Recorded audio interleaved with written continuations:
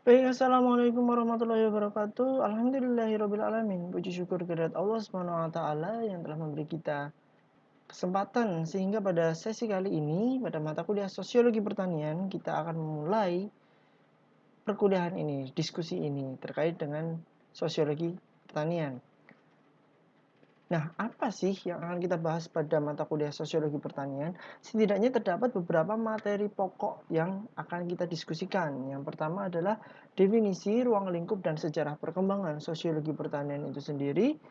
Kemudian kebudayaan masyarakat petani, interaksi sosial pada masyarakat petani, nilai dan norma sosial dalam masyarakat petani, stratifikasi sosial pada masyarakat petani, kelompok serta organisasi sosial pada masyarakat petani. Setidaknya ini adalah garis besarnya. Nanti akan dibahas lebih mendetail lagi dan juga bisa mungkin berkembang melalui diskusi-diskusi dan juga kita komparasi dengan keadaan secara umum ya, tidak hanya dalam masyarakat petani tapi masyarakat secara umum.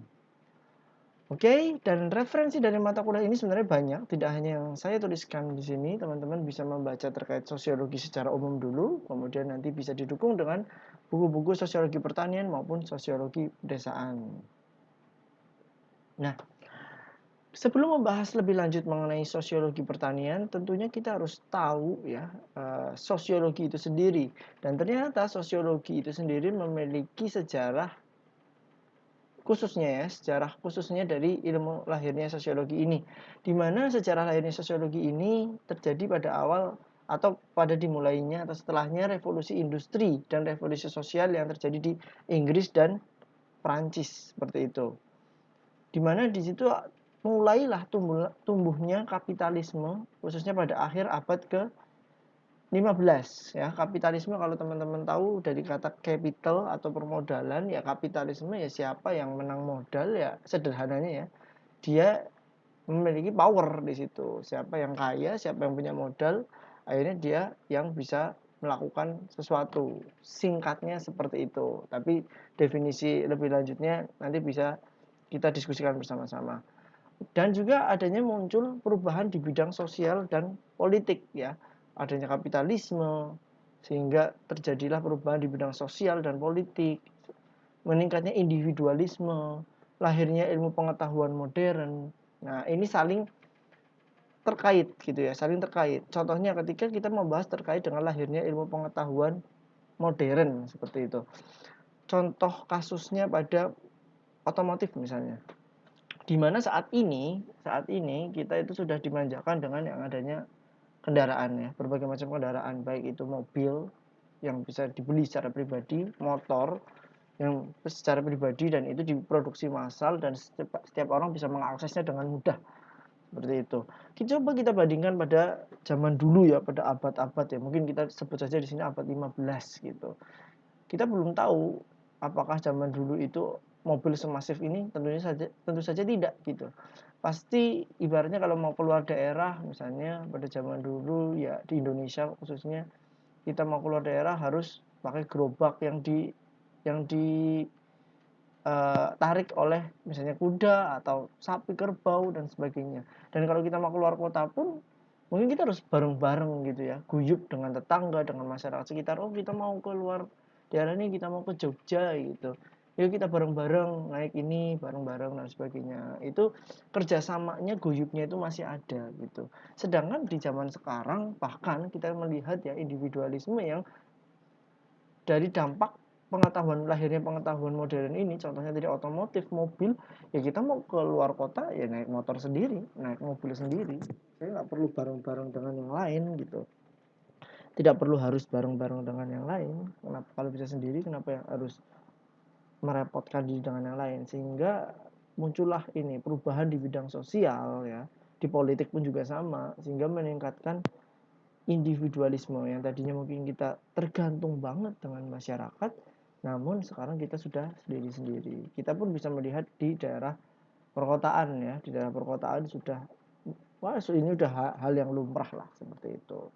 Nah, kemudian juga akhirnya muncullah berkembanglah kepercayaan pada diri sendiri akibat beberapa faktor yang tadi, kapitalisme. Seolah-olah yang memiliki modal besar ya saya pede dengan diri saya sendiri, saya bisa melakukan apapun gitu, ditunjang dengan pengetahuan modern. Apakah ini salah? Tidak juga, karena ini natural sekali ya, natural sekali gitu. Yang penting perubahan ini bisa diarahkan ke arah yang positif, karena kita tidak bisa menolak yang namanya ilmu pengetahuan. Justru kita harus memanfaatkan ilmu pengetahuan tersebut. Asalkan bisa memberi dampak yang bagus di masyarakat. Oke. Nah, kita lanjut terkait dengan sejarah ya. Nah, di sini ada Auguste Comte pada tahun dia hidup 1798 sampai 1857. Ini orang yang pertama kali menggunakan perkataan sosiologi. Menurut Comte, sosiologi harus didasarkan pada pengamatan, perbandingan, eksperimen, dan metode historis secara sistematis. Deskripsi ilmiah terkait dengan masyarakat ya, benar-benar real gitu. Yang dikaji pun harus fakta, bukan harapan atau prediksi. Mengkaji mengkaji sesuatu di masyarakat itu harus berdasarkan fakta yang terjadi di masyarakat itu apa benar apa enggak nih yang ada di masyarakat seperti itu gitu, bukan sepertinya atau kemungkinan ke depan, enggak. Jadi memang benar-benar yang sudah terjadi itulah yang dijadikan teori seperti itu. Comte juga mengklasifikasikan sosiologi ke dalam dua kategori besar, yaitu statika sosial atau stabilitas kemantapan sosial yang sudah terjadi bahwa masyarakat tuh pada kondisi seperti ini, serta dinamika sosial. Ini dinamika itu mewakili perubahan dan kemajuan sosial. Karena kalau kita melihat di masyarakat, masyarakat itu setidaknya mereka bergerak dinamis gitu ya. Apalagi ditunjang dengan, kalau kita membahas tentang teknologi informasi, ditunjang dengan TI, revolusi sosial ya yang terjadi di masyarakat itu semakin cepat gitu. Sekarang pada tahun misalnya tahun sekarang dibandingkan tahun 10 tahun yang lalu itu tentu saja sudah sangat-sangat berbeda jauh, karena ada tadi pengetahuan modern yang dulu mungkin orang masih guyup, sekarang dengan adanya teknologi kita lebih sibuk bermain sosial media ketimbang bersosialisasi secara langsung. Nah, ini dinamis, masyarakat itu dinamis, nggak diem ya. Oke. Sedangkan Emil Durkheim ya, sosiologi itu meneliti terkait dengan lembaga-lembaga yang ada dalam masyarakat dan juga proses-proses sosial yang terjadi di dalamnya. Nah, Durkheim dan rekannya ini memperkenalkan pembagian sosiologi berdasarkan pokok bahasanya. Banyak sebenarnya sosiologi itu dipecah menjadi beberapa ilmuwan. Ada sosiologi secara umum ya, kepribadian individu dan kelompok masyarakat secara umum. Ada sosiologi agama, nah, tingkah laku masyarakat yang beragama itu seperti apa gitu. Tentunya agama satu dengan agama yang lainnya akan berbeda gitu ya. Bahkan satu agama di negara satu dan negara lainnya itu juga bisa ada perbedaan gitu, dan kita pendekatannya pun harus menyesuaikan yang ada di situ. Kemudian ada sosiologi hukum dan moral ya, organisasi politik, sosial itu ada ilmunya sendiri. Sosiologi kriminal bahkan ada kejahatan gitu ya, dimana mungkin pihak-pihak berwajib seperti kepolisian itu wajib ya tahu terkait dengan sosiologi kejahatan ini, gimana tingkah laku dari uh, para pelaku kejahatan ya, sebenarnya motifnya apa itu bisa dibaca gitu ya secara umum gitu. Ada juga sosiologi ekonomi ya terkait dengan ukuran-ukuran penelitian dan kelompok kerja, dan juga sosiologi masyarakat baik di masyarakat perkotaan dan pedesaan, karena dua populasi ini itu pun sangat-sangat berbeda. Kalau kita bisa melihat masyarakat perkotaan dan masyarakat pedesaan tentu saja memiliki ciri khas yang berbeda. Dan ada juga sosiologi estetika. Oke, sekarang kita mulai. Sebenarnya sosiologi itu apa sih, Pak? Gitu. Dari tadi kita membahas terkait sejarahnya, munculnya karena ini. Tapi sosiologi itu sendiri apa? Gitu. Secara bahasa, sosiologi itu berasal dari bahasa Yunani, di mana sosius dan logos. Sosius itu sendiri artinya adalah kawan, teman, atau orang lain dalam satu hubungan. Logos itu sendiri ilmu atau pengetahuan, gitu ya. Sehingga ada beberapa ahli yang mendefinisikan sosiologi itu apa sih, gitu. Yang pertama adalah Pitrim Sorokin ya, mendefinisikan bahwa sosiologi adalah ilmu yang mempelajari hubungan dan pengaruh timbal balik antara aneka macam gejala-gejala sosial, baik itu dari ekonomi, agama, keluarga maupun politik. Atau juga hubungan dan pengaruh timbal balik antara gejala sosial dengan gejala non sosial, bisa juga geografis ya, dan biologis itu juga bisa, misalnya kayak bencana alam, misalnya kayak geografis, perubahan iklim dan sebagainya itu bisa. Yang ketiga, ciri-ciri umum semua jenis-jenis gejala sosial ya, all in jadi satu, baik dari gejala sosial antar gejala sosial maupun gejala sosial dengan gejala non sosial. Pada intinya kita melihat bagaimana di masyarakat itu seperti apa terkait dengan keadaannya. Dan ditambah dengan definisi-definisi yang lain ya dari Raucek and Weran. Sosiologi ilmu yang mempelajari hubungan antara manusia dan kelompok-kelompok. Ada juga yang menyatakan struktur sosial, proses sosial termasuk di dalamnya perubahan sosial. Ada Auburn dan Imhoff menyatakan bahwa penelitian secara ilmiah terhadap interaksi sosial yang hasilnya yaitu organisasi sosial. Ada juga yang mendefinisikan sebagai ilmu yang mempelajari kehidupan manusia dalam masyarakat dalam berbagai aspeknya seperti itu. Pada intinya adalah ilmu sosiologi ini, kita kembali lagi, pada intinya adalah mempelajari tentang interaksi atau hubungan sosial antara manusia satu dengan manusia lainnya, mungkin bisa dalam satu interaksi satu dengan yang lainnya atau kelompok dengan kelompok seperti itu, kelompok dengan kelompok. Dan kenapa ilmu ini penting dipelajari? Karena kita tidak mungkin sebagai manusia, kita tidak mungkin yang namanya tidak bermasyarakat dimanapun kita berada, baik di pedesaan maupun di perkotaan. Atau kita lihat real fakta saja teman-teman yang sekarang ini pasti sangat-sangat membutuhkan yang namanya interaksi sosial ini. Sehingga kita perlu untuk mempelajari sosiologi dari masyarakat. Ini kita masih membahas sosiologi secara umum dulu ya. Misalnya, sebagai mahasiswa, teman-teman berasal dari luar daerah. Ketika kuliah, teman-teman harus berpindah untuk mencari kos dan sebagainya ke daerah yang baru. Gitu. Ke daerah yang baru. Misalnya, ada teman-teman berasal dari daerah Sunda, Jawa Barat ke Jawa Tengah gitu. Otomatis teman-teman harus mengetahui gimana sih kondisi masyarakat yang nanti tempat saya akan tinggal, tempat di sekitar kos saya itu seperti apa gitu. Kesopanannya sama enggak dengan tempat saya yang lama, bahasanya sama enggak gitu, norma-norma yang berlaku itu sama atau tidak yang ada di tempat baru. Kita harus mengetahui itu kalau tidak itu bisa berakibat mungkin fatal ya, mungkin berakibat fatal gitu. Mungkin di satu daerah hal tersebut dianggap tabu, mungkin di daerah kita tidak, sehingga kita melakukan hal tersebut tapi ternyata dianggap tabu di daerah tersebut dan itu akan menimbulkan efek yang negatif, bisa juga dikucilkan, dimarahin gitu ya, atau juga mungkin bisa melakukan sesuatu yang lebih keras lagi seperti itu. Itu dalam konteks kita bermasyarakat. Begitu pula dalam konteks kita berbisnis, berdagang pun sama gitu.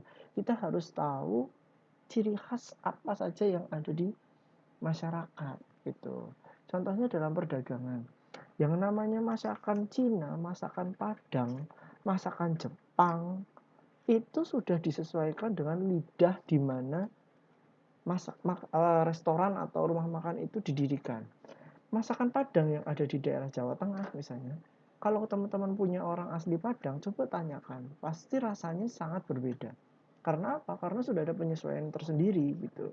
Dengan mempelajari masyarakatnya, sukanya apa.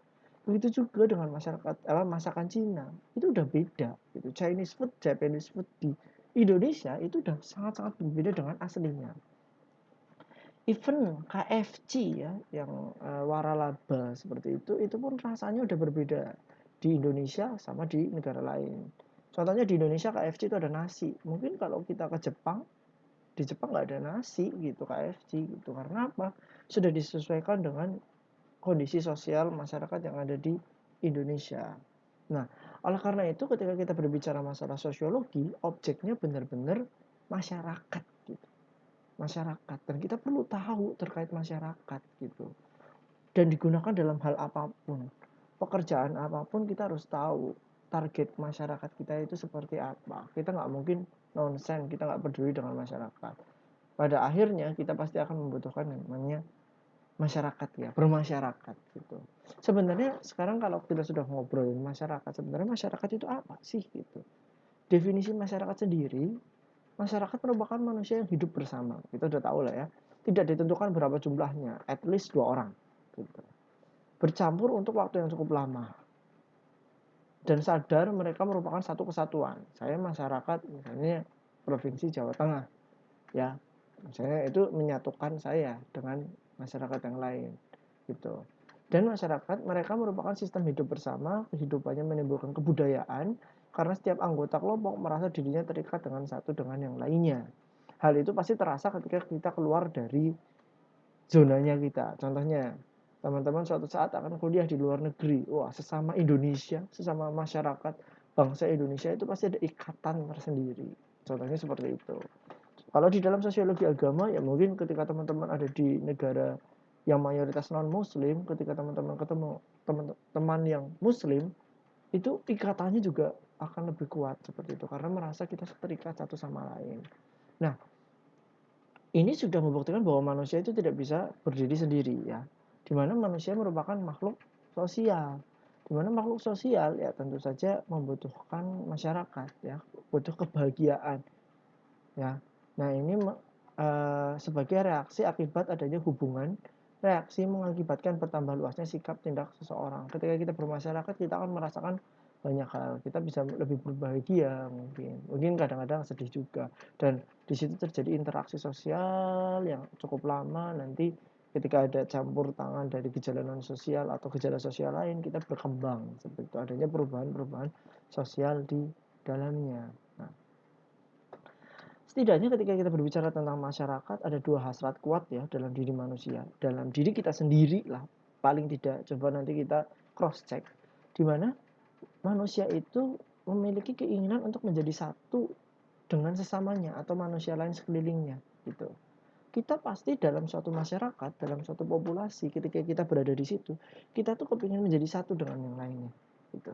Kita lahir di Indonesia, ya kita ingin menyatu dengan masyarakat Indonesia yang lainnya. Teman-teman lulus dari SMA masuk ke perkuliahan, ya ingin diterima di populasi teman sekelas misalnya, teman satu prodi, teman satu fakultas, atau teman satu universitas. Di lingkungan yang baru, kepingin diterima, kepingin menjadi satu dengan namanya. Coba, ada yang ingin ketika kita masuk ke populasi tertentu, kita berpindah tempat yang baru, terus kita kepengen dikucilkan, kan tidak ada. Kita, hasrat manusia itu otomatis sudah seperti itu. Kita kepingin bersama-sama dengan masyarakat yang lainnya. Yang kedua, keinginan untuk menjadi satu dengan lingkungan dan alam sekitarnya. Kita juga selain dengan masyarakat yang ibaratnya hidup gitu ya, kita juga bisa dengan lingkungan sekeliling dan sebagainya, lingkungan alam dan sebagainya. Kita kepingin bisa harmoni gitu, kita nggak kepingin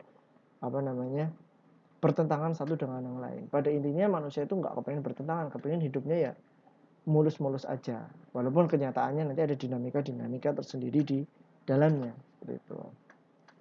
Di masyarakat sendiri terdapat komponen-komponen dasar ya. Yang pertama adalah populasi. Ini definitif ya.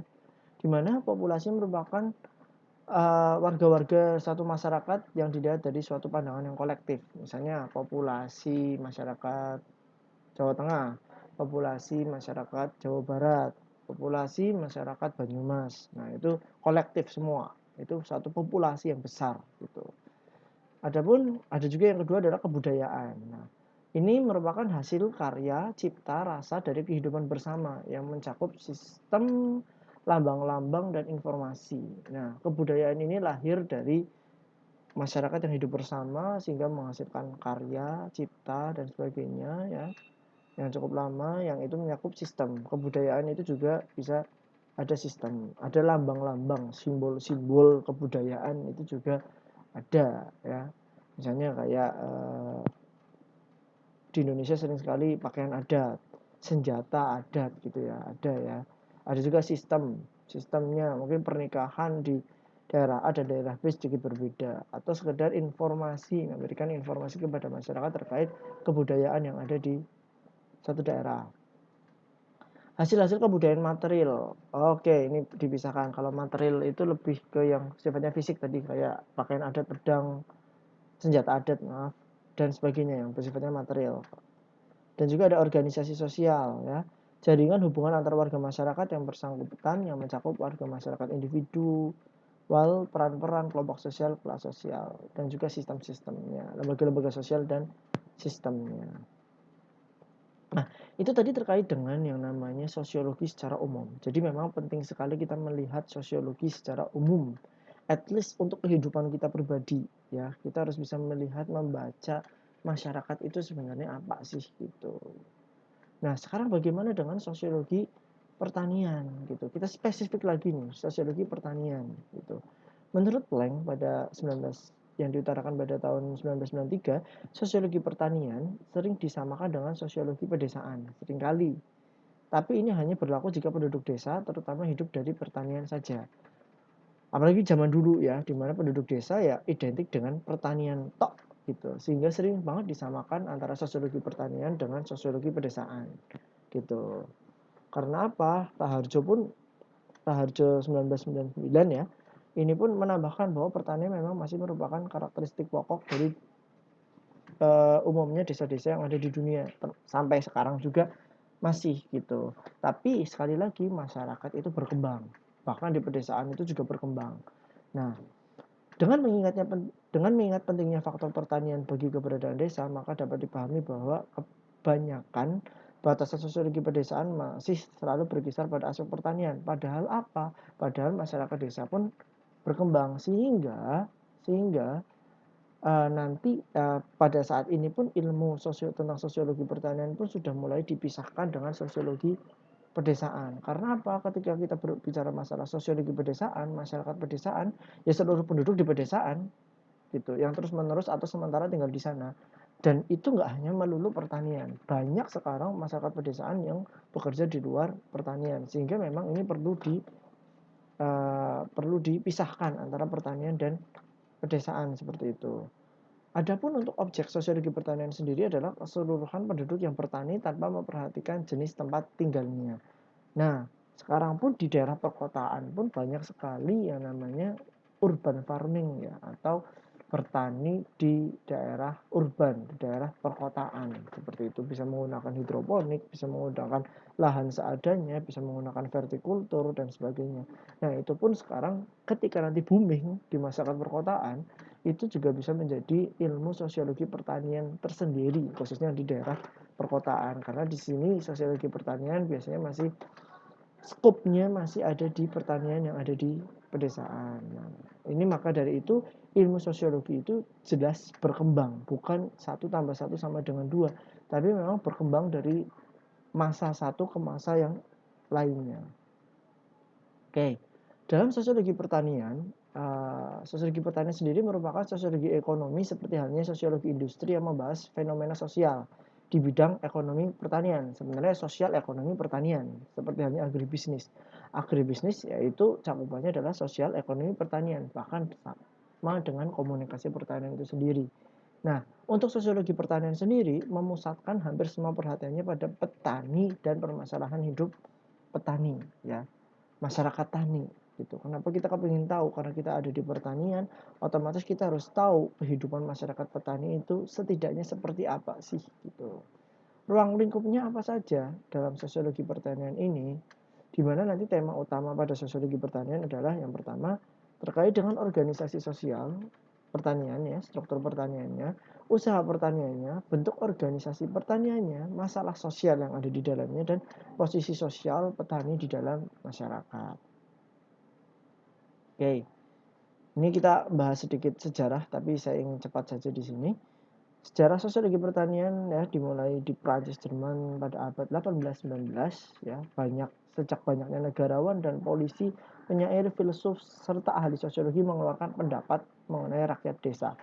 Zaman dulu itu rakyat desa, petani yang memproduksi ya di negara Prancis dan Jerman itu otomatis menjadi sebuah perhatian karena mereka pemasok produsen yang memproduksi pangan. Begitu juga dengan Indonesia zaman dulu, di mana banyak sekali negara-negara dari luar Indonesia sangat tertarik dengan Indonesia karena apa? Karena rempah-rempahnya, hasil pertaniannya, hasil perkebunannya. Maka dari itu sebagai suatu pembahasan yang menarik gitu untuk mensuplai ransum makanan mereka gitu. Di Amerika sendiri, penelitian tentang kehidupan desa secara sistematis dimulai ketika penelitian sosial desa di Jerman telah berlalu. Akhirnya bergulir di Jerman udah, akhirnya di Amerika.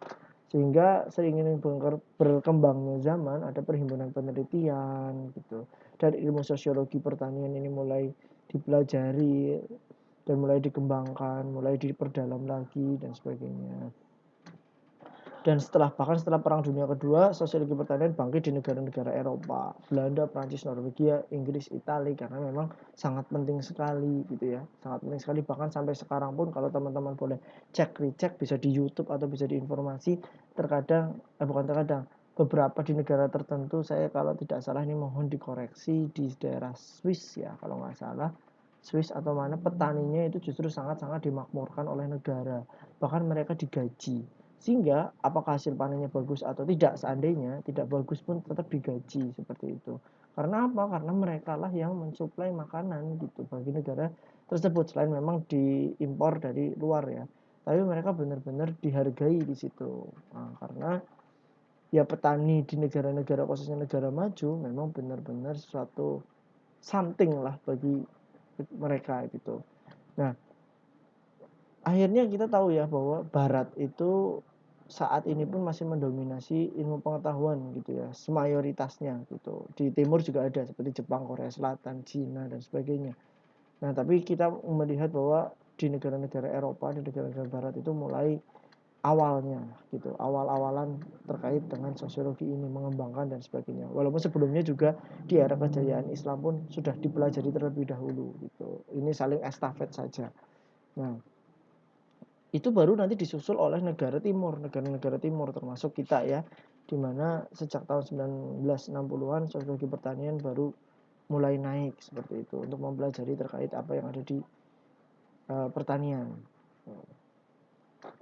ya. Oke, di pedesaan Eropa akhirnya dijadikan perhimpunan dan sebagainya, dikenal di Amerika Latin dan sebagainya. Akhirnya muncullah konferensi nasional, akhirnya terciptalah yang namanya rumpun ilmu sosiologi pertanian, khususnya di daerah pedesaan yang perlu diperhatikan. Oleh karenanya pada era Indonesia di presiden kita yang kedua, benar-benar pertanian itu sangat junjung tinggi gitu ya, dijunjung tinggi. Karena apa? Kita mensuplai swasembada pangan ke negara-negara lain seperti itu. Nah, sebenarnya apa sih gitu ya kegunaan mempelajari sosiologi pertanian gitu? Apa sih Pak gitu? Sosiologi pertanian itu apa ketika kita tahu masyarakat pedesaan? Yang pertama adalah untuk mengumpulkan keterangan mengenai masyarakat yang berprofesi sebagai petani dan pola hubungannya itu seperti apa.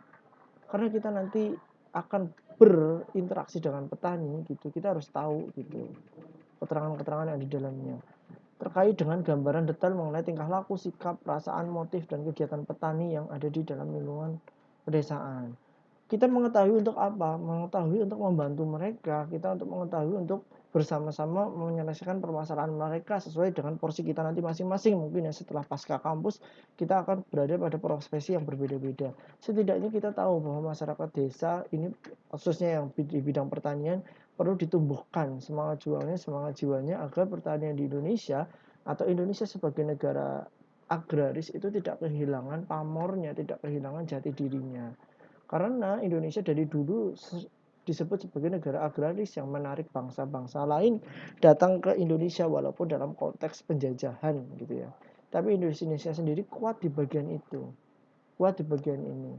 Jangan sampai kita kalah dengan negara-negara yang menurut kita lemah, lebih lebih tidak lebih baik dari Indonesia, seperti mungkin negara-negara tetangga gitu ya, yang kita Indonesia harusnya bisa lebih maju dari mereka, apalagi ketika berbicara tentang pertanian. Sehingga kita setidaknya mungkin kita sendiri tidak bisa terjun langsung menggarap lahan pertanian. Oleh karena itu dengan mengetahui masyarakat petani, kita tahu keinginan mereka, kebutuhan mereka yang sebisa mungkin sesuai dengan kemampuan kita, nantinya kita bisa membantu mereka agar mereka tetap bertahan di dunia pertanian, khususnya di bagian operasional teknisnya langsung, sehingga kita tetap mempertahankan lahan pertanian yang ada di Indonesia dan tidak dikonversi menjadi lahan-lahan yang justru itu akan mengurangi lahan produksi pertanian kita seperti itu. Oke, mungkin itu saja sebagai pengantar pada sesi yang pertama. Dan insya Allah kita nanti akan membahas lebih mendalam terkait dengan sosiologi pertanian, baik itu di pedesaan maupun secara umum. Itu saja, kurang lebih mohon maaf. Billahi taufik wal hidayah. Wassalamualaikum warahmatullahi wabarakatuh.